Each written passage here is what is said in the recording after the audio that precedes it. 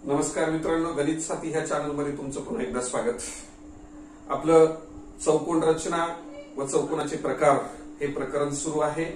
त्याच प्रकरणातला सराव संच 8.2 याच्यातले सुरुवातीचे 3 उदाहरणं झालेले। चौथ्या उदाहरणापासून आपण या ठिकाणी या व्हिडिओमध्ये घेणार आहोत। तर चौथं उदाहरण बघा, या ठिकाणी एका आयताचा कर्ण 26 सेंटीमीटर असून त्याची एक बाजू 24 सेंटीमीटर आहे, तर दुसरी बाजू या ठिकाणी शोधायला सांगितली। मित्रांनो, या ठिकाणी मी आयत काढलेला तुम्हाला दिसतोय। आयताला नाव दिलं बघा ए बी सी आणि डी, नाही का।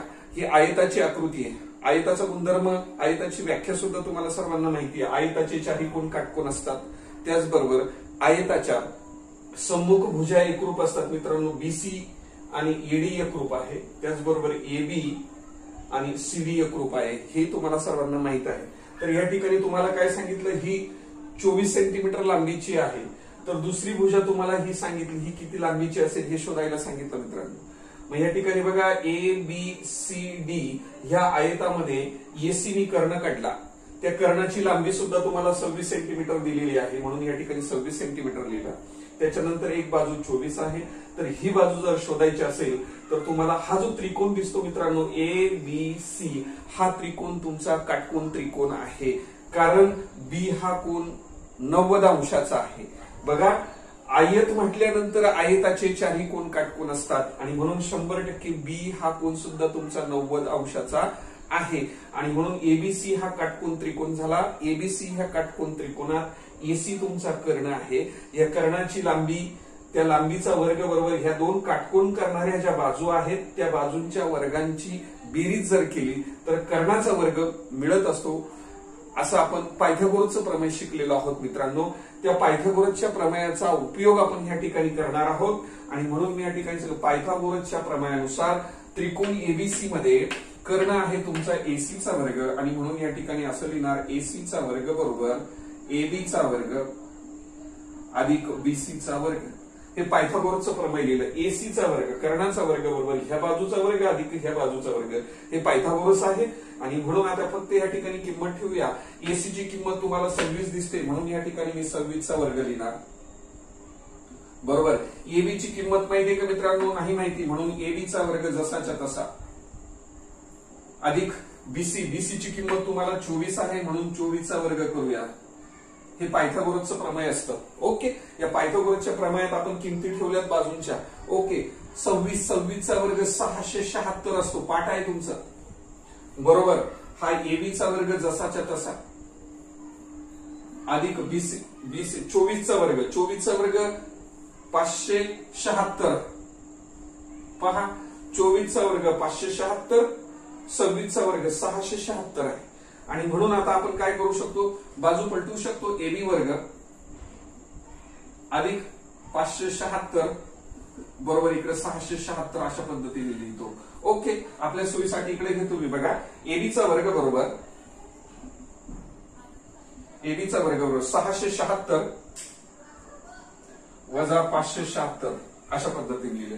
मग 676 मधून 576 गेल्यानंतर 100 उरतात मित्रांनो, ही एबीचा वर्ग आहे, राईट। आता दोन्ही बाजूचं वर्गमूळ घेऊ शकतो। आता वर्गमूळ घेऊन असं एक वाक्य लिहू शकता त्या ठिकाणी, वर्गमूळ घेऊन, चला तर मग ह्या ठिकाणी ह्या बाजूचं वर्गमूळ जर घेतलं तर एबी येतील, आणि तुम्हाला माहितीये 100 हा 10चा वर्ग असतो, म्हणून 100चं वर्गमूळ जर घेतलं तर तुम्हाला किती येणार, 10 येणार। या ठिकाणी एबी ची किंमत 10 आली मित्रांनो। एबी म्हणजे दुसरी काटकोन करणारी बाजू, म्हणून दुसरी बाजू जी विचारली होती एबी, ती किती आली तुमची, 10, म्हणून या ठिकाणी लिहू शकतात, दुसरी बाजू किती आली, दुसरी बाजू तुमची 10 सेंटीमीटर। अशा पद्धतीने हा पहिलं उदाहरण तुमचं या ठिकाणी झालं मित्रांनो। व्यवस्थित लिहून घ्या, दुसऱ्या उदाहरणाकडे जाऊ आपण। ओके मित्रांनो, याच्यात 5वं उदाहरण बघा, समभुज चौकोन एबीसीडीच्या कर्णाची लांबी 16 सेंटीमीटर व 12 सेंटीमीटर आहे, तर त्या समभुज चौकोनाची बाजू व परिमिती काढा। या ठिकाणी एक आकृती काढली मित्रांनो, बघा, ए बी सी डी हा समभुज चौकोन आहे। समभुज चौकोन म्हटल्यानंतर चारही बाजू सारख्या मित्रांनो, बघा सर्व बाजू समान असलेला चौकोन समभुज चौकोन असतो। या ठिकाणी कर्णांची लांबी समान नसते हे मात्र लक्षात ठेवा।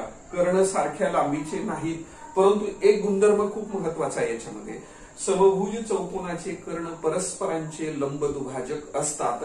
म्हणजेच काय मित्रांनो, या ठिकाणी तुमचा 90 अंशाचा कोन होणार, काटकोन होणार आणि त्याचबरोबर एओ ची लांबी आणि ओसी ची लांबी समान असणार, त्याचबरोबर बीओ ची लांबी आणि ओडी ची लांबी सुद्धा समान असणार।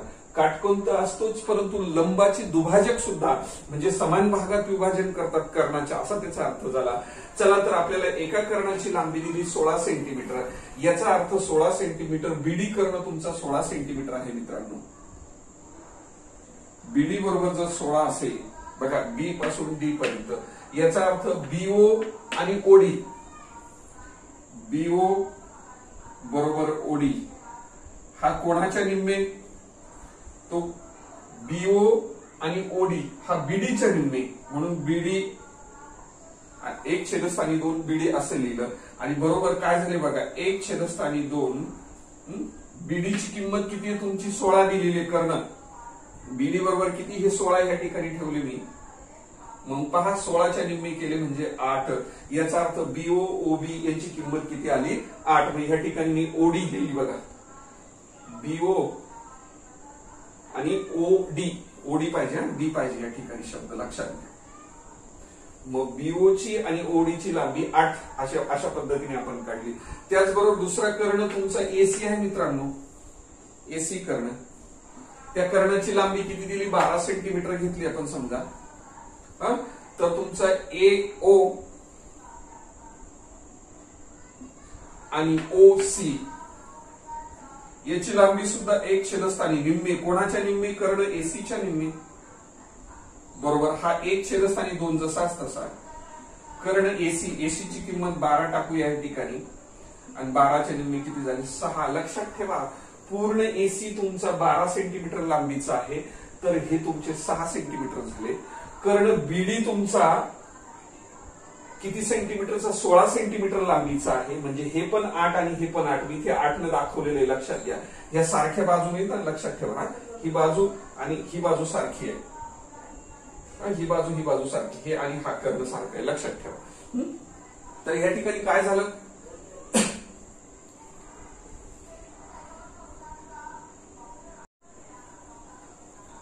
चला मित्रांनो 5वा प्रश्न आहे, समभुज चौकोन एबीसीडीच्या कर्णांची लांबी 16 सेंटीमीटर व 12 सेंटीमीटर आहे, तर त्या समभुज चौकोनाची बाजू व परिमिती आपल्याला या ठिकाणी काढायला सांगितली।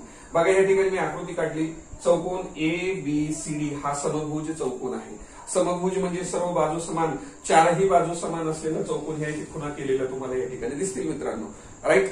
त्याच्यानंतर कर्ण एसी आणि कर्ण बीडी हे समान लांबीचे नाहीत, लक्षात घ्या असमान असतात ते कर्ण, आणि ते कर्ण परस्परांचे लंबदुभाजक असतात मित्रांनो, म्हणजे दोन्ही कर्ण तुम्हाला ओ ह्या बिंदूत एकमेकांना छेदलेले आहेत। याचा अर्थ झाला एओ ची लांबी आणि ओसी ची लांबी समान असते, त्याचबरोबर ओडीची लांबी आणि बीओ ची लांबी सुद्धा समान असते, कारण गुणधर्म काय आहे, समभुज चौकोनाचे कर्ण परस्परांचे लंबदुभाजक, परस्परांचे लंबदुभाजक म्हणजे ह्या ठिकाणी ते एकमेकांना छेदतात ना, तिथे ते एकमेकांना लंब असतात। लंब असतात म्हणजे काय, त्या ठिकाणी काटकोन तयार होतो। आणि दुसरं महत्वाचं दुभाजक, याचा अर्थ दोन्ही कर्ण समान भागात विभागले जातात असा त्याचा अर्थ झाला। मग हा पूर्ण कर्ण तुमचा जर 12 सेंटीमीटर लांबीचा असेल तर इथपर्यंत 6 आहे मित्रांनो, हे 6 आहे म्हणून मी या ठिकाणी ऑलरेडी 6 लिहून ठेवलेलं आहे। नंतर दुसरा कर्ण तुमचा बीडी आहे, तो बीडी 16 दिलेला आहे, बघा या ठिकाणी मी लिहिला बीडी बरोबर 16, मग तो जर 16 असेल तर हा भाग 8 असेल आणि हा भाग तुमचा 8 असेल, ओके। मग या ठिकाणी लिहिलं बीडी बरोबर जर 16, बीडी ह्या टोकापासून तर ह्या टोकापर्यंत जर 16 असेल तर बीओचं अंतर आणि ओडीचं अंतर हे निम्मे असेल, कोणाच्या बीडीच्या निम्मे असेल, म्हणून 1/2 बीडी बरोबर 1/2 गुणिले बीडीची किंमत 16 आहे, 16च्या निम्मे तुमचे 8 झाले। तसंच एसी कर्ण तुमचा 12 आहे पूर्ण, त्याच्यात ए ओ आणि ओसी समान आहे बघा, एओ ओसी बरोबर ते निम्मे असतील, कोणाच्या पूर्ण एसीच्या निम्मे, म्हणजे 1/2 एसी, याचा अर्थ कळायला पाहिजे एसीच्या निम्मे पूर्ण कर्णाच्या निम्मे म्हणजेच 12च्या निम्मे तुमचे 6 झाले, म्हणजे हे अंतर 6 आणि हे अंतर 6. मित्रांनो आता तुमच्या लक्षात आलं असेल, इथे काटकोन सांगितला मी तुम्हाला. मग त्रिकोण AOD हा काटकोन त्रिकोण तयार झाला. मग काटकोन त्रिकोणात 90 अंशाच्या समोरची एडी भुजा ही कर्ण असते. मग ह्या ठिकाणी पायथागोरसचे सूत्र आपण वापरणार. कर्णाचा वर्ग बरोबर काटकोन करणाऱ्या बाजूंच्या वर्गांची बेरीज हे पायथागोरसचं सूत्र आहे. चला तर मग आपण पायथागोरसचं प्रमेय वापरूया. मग कोणत्या त्रिकोणामध्ये त्रिकोणाचं नाव घेऊ आपण AOD ह्या त्रिकोणामध्ये. AOD ह्या त्रिकोणामध्ये पायथागोरसचं प्रमेय वापरणार. पायथागोरसचं प्रमेय बघा, 90च्या समोरचा कर्ण AD त्याचा वर्ग करूया.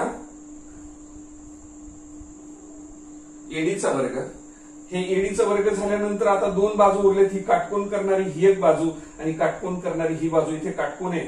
मग एओचा वर्ग अधिक ओडीचा वर्ग असं लिहू शकता तुम्ही. एओचा वर्ग अधिक ओडीचा वर्ग. चला तर आता किमती ठेवूया मित्रांनो. चला, एओची किंमत तुम्हाला इथे दिसते ती 6 आहे. 6चा वर्ग लिहा. अधिक ओडीची किंमत तुम्हाला 8 दिसते. 8चा वर्ग या ठिकाणी घेऊया मित्रांनो. मग 6चा वर्ग 36 झाले. 8चा वर्ग 64 झाले. राईट. 36 मध्ये 64 मिळवल्यानंतर तुमचे 100 झाले.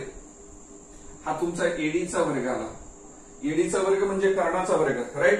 आता वर्गमूळ घेणार आपण या ठिकाणी. एक वाक्य लिहिणार आपण. वर्गमूळ घेऊन सांगा बरं मित्रांनो, वर्गमूळ घ्यायचं म्हणजे एडीचा वर्ग. याच्या डोक्यावर असलेला जो घातांक 2 आहे तो काढून टाकणार. एडी लिहिणार. बरोबर. 100 आहे. 100चं वर्गमूळ घेणार मित्रांनो. 100चं वर्गमूळ किती असतं? 10. या ठिकाणी तुम्हाला एडी मिळाली. एडी ही बाजू 100 तर बाकीच्या उर्वरित 10 तर बाकीच्या उर्वरित बाजू सुद्धा तुमच्या किती येतील? 10 सेंटीमीटर लांबीच्या येतील. ओके. मग तुम्हाला काय विचारलं? समभुज चौकोनाची बाजू. मग बाजू आपण या ठिकाणी म्हणूया बाजू बरोबर 10 सेंटीमीटर. राईट. त्याच्यानंतर दुसरं परिमिती विचारली मित्रांनो. परिमिती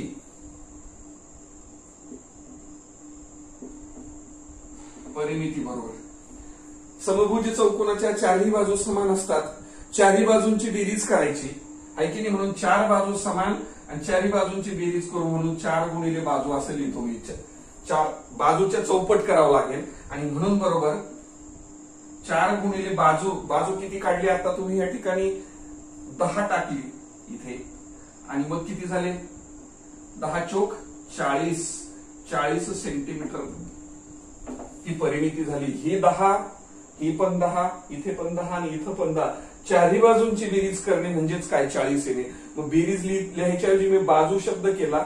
बाजूच्या 4 पट, कारण चारही बाजू समान आहेत म्हणून 10च्या 4 पट. 10 चोक 40 अशा पद्धतीने परिमिती किती आली? 40 सेंटीमीटर आणि त्याची चौकोनाची बाजू किती आली तुमची? 10 सेंटीमीटर. अतिशय सोपं उदाहरण आहे. व्यवस्थित लिहून घ्या.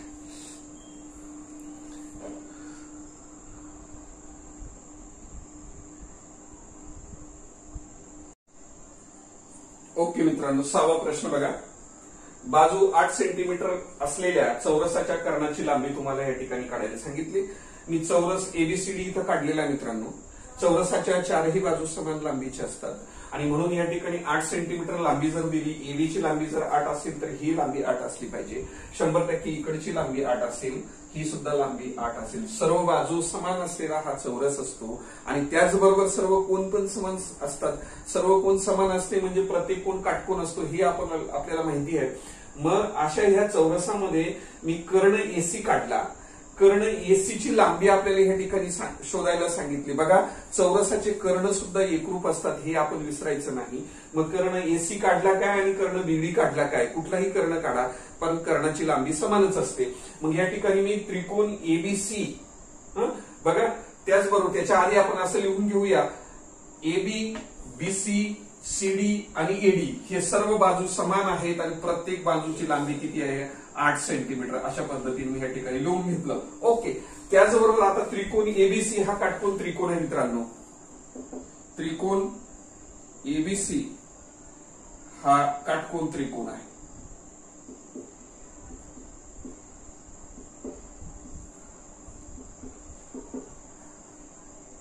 हा जर काटकोन त्रिकोण असेल तर काटकोन त्रिकोणात आपण काय करतो, कर्णाचा वर्ग 90 अंशासमोरची जी बाजू असते ही कर्णाचा वर्ग पायथागोरसचा प्रमेय लावणार, कर्णाचा वर्ग एसीचा वर्ग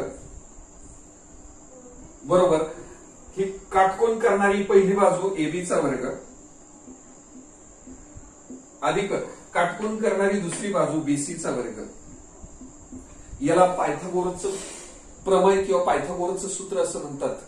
कर्णाचा वर्ग बरोबर काटकोन करणाऱ्या बाजूंच्या वर्गांची बेरीज हे पायथागोरसचं सूत्र आहे. आपण अगदी 6वी-7वी पासून शिकत आलेलो आहोत. त्या प्रमेयाचा किंवा त्या सूत्राचा आपण या ठिकाणी उपयोग करतो. पायथागोरसच्या प्रमेयानुसार एसी वर्ग बरोबर एबी वर्ग अधिक बीसी वर्ग. मग चला आता एसी वर्गची किंमत शोधायची तुम्हाला, तो जसाच तसा. एबी ची किंमत, एबी किती दिला मित्रांनो 8, तो 8 टाकूया 8चा वर्ग अधिक बीसी, बीसी तुमचा बघा हा किती दिला तुम्हाला 8, त्याचा 8चा वर्ग, मग 8चा वर्ग 64 अधिक 8चा वर्ग 64 बरोबर 64 आणि 64 किती झाले तुमचे 128. हा तुमचा एसीचा वर्ग आला मित्रांनो. आता पहा वर्गमूळ घेऊया दोन्ही बाजूचं. मग या ठिकाणी वाक्य लिहूया आपण वर्गमूळ घेऊन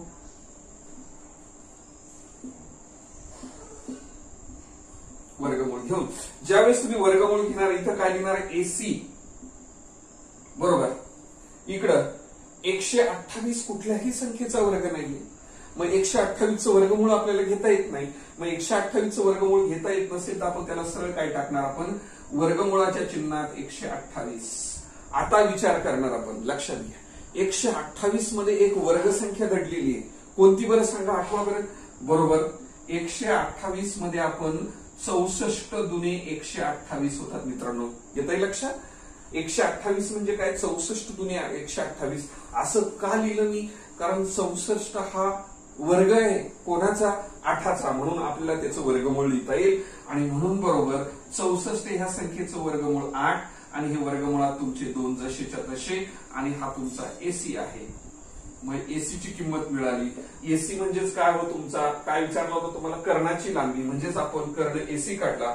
इकडे स्पष्ट लिहू शकता कर्ण बरोबर किती काढला 8 वर्गमुळात 2 सेंटीमीटर अशा पद्धतीने. ओके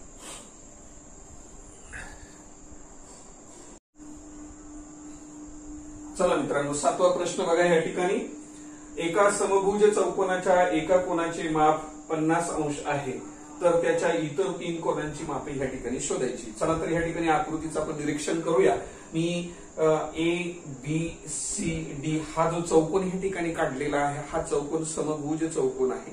समभुज चौकोनाचं काय असतं माहिती, चारही बाजू समान असतात, चारही बाजू समान लांबीच्या असतात, एकरूप असतात, म्हणून प्रत्येक बाजूला असं खूण दाखवलेली आहे, याचा अर्थ बाजू समान आहेत. आणि ह्याच समभुज चौकोनामध्ये मी बी कोण किती अंशाचा घेतला मित्रांनो 50, कारण तो दिलेला आहे उदाहरण. मग समजा आपण बी कोण 50 अंशाचा असेल असं आपण या ठिकाणी मानलं. ओके पुढे काय झालं पहा, ह्या समभुज चौकोनामध्ये एडी बाजू आणि बीसी बाजू, त्याचबरोबर एबी बाजू आणि सीबी बाजू, ह्या बाजू परस्परांना समांतर असतात लक्षात ठेवा. म्हणजे समभुज चौकोनाची एडी बाजू आणि बीसी बाजू ह्या एकमेकींना समांतर आहे. तर आपण असं म्हणू शकतो बाजू एडी समांतर बाजू एडीला समांतर तुमची बीसी बाजू आहे. कोणती बाजू आहे बीसी लक्षात घ्या. आणि ह्या दोन एडीला आणि बीसीला ह्या दोन समांतर बाजूंना ही एबी नावाची छेदिका छेदत आहे असं दिसतंय तुम्हाला. आणि एबी काय आहे तुमची या ठिकाणी छेदिका घेऊया, एबी छेदिका एबी. ओके अशा पद्धतीने आपण या ठिकाणी घेतलं समजा. मग आपल्याला माहितीये दोन समांतर रेषांना एका छेदिकेने छेदल्यानंतर काय बोलतो मी, ह्या दोन समांतर रेषांना एबी ह्या छेदिकेने छेदल्यानंतर जे आंतरकोनाची जी जोडी तयार होणारी ही आंतरकोनाची जोडी पूरक असते. म्हणजे काय मित्रांनो, इथे असलेला हा कोन आणि ह्या ठिकाणी असलेला हा 50 अंशाचा कोन, ह्या दोन्ही कोनांच्या मापांची बेरीज 180 अंश असते. हा आंतरकोनाचा गुणधर्म आपल्याला माहिती आहे. मग कोन ए अधिक कोन बी, ह्या खाली लिहितो मी, कोन ए अधिक कोन बी बरोबर किती अंश मित्रांनो? 180 अंश. दोन्ही एकमेकांचे पूरक आहेत, म्हणजेच हे आंतरकोन कसोटीचा गुणधर्म आहे. याला काय म्हणतो आपण? आंतरकोन. लक्षात घ्या. ओके. मग आता कोन ए अधिक कोन बी बरोबर 180 अंश. त्याच्यात कोन ए चं माप तुम्हाला माहित नाही, म्हणून कोन ए जसाच्या तसा मित्रांनो. कोन बी, बी चं माप तुमचं 50 अंशाचं आहे, म्हणून मी ह्या ठिकाणी 50 अंश लिहिला बरोबर तुमचे 180 अंश जसेच्या तसे. चला मित्रांनो, कोन ए बरोबर 180 वजा तुमचे इकडे 50 होतील. येतंय लक्षात? 180 जसेच तसे, 50 इकडे गेल्यावर वजा झाले. मग 180 मधून 50 गेल्यानंतर किती उरलेत मित्रांनो? 130 अंश. हा कोन ए मिळाला. कोन ए चं माप 130 अंश. आता हा 30 अंश मिळाला. आता उरले तुमचे हे दोन कोन. बघा आता समभुजी चौकोनाचा अजून एक गुणधर्म आपल्याला माहितीये, त्याचे सम्मुख कोन सुद्धा एकरूप असतात. म्हणजेच काय मित्रांनो? एसीचं जेवढं माप असेल, एचं जेवढं माप असेल तेवढं सीचं माप असलं पाहिजे, आणि बीचं जेवढं माप असेल तेवढंच डीचं माप असलं पाहिजे. तो गुणधर्म इथे लिहून ठेवला.